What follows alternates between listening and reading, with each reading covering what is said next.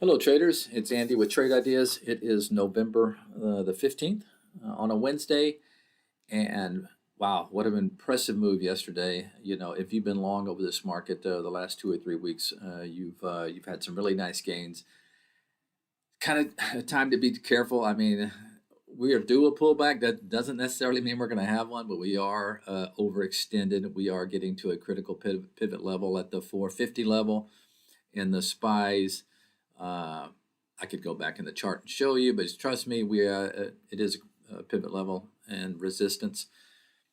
But let's take a look. There's some setups out there. I'm focusing on China. I actually bought quite a bit of China stuff yesterday, looking for maybe a catch up in that market, and I'm seeing it. First, let's take a look kind of at the KWEB, and you'll see what I'm talking about. This is a China internet play, and seeing a gap up. You can see the downtrend line without me drawing it. It's trying to break out of the downtrend into the upside. So I think there may be some potential in some China plays. Let's see.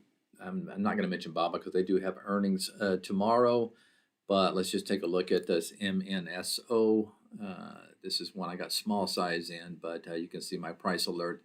It's been kind of in a range for a long time. So looking for a break to the upside of that range. And you're going to see these in a lot of stocks that I'm showing here. FUTU is another one. FUTO. FUTU. There you have it. TIGR is kind of in that same arena. One to keep an eye on if it does break above, this 3-week high here. Let me put a price alert above that, around that 509 level. So there's a couple of oil plays. I'll mention one here. This NS. I'm not big on playing the oil stocks. It's kind of like playing gold. You don't know what you're gonna get overnight, but that's kind of a nice pattern. Had earnings, and now it had a nice move yesterday. But that's it, guys. Keep it tight because we are due a pullback. Have a good one. Talk to you tomorrow. Bye-bye.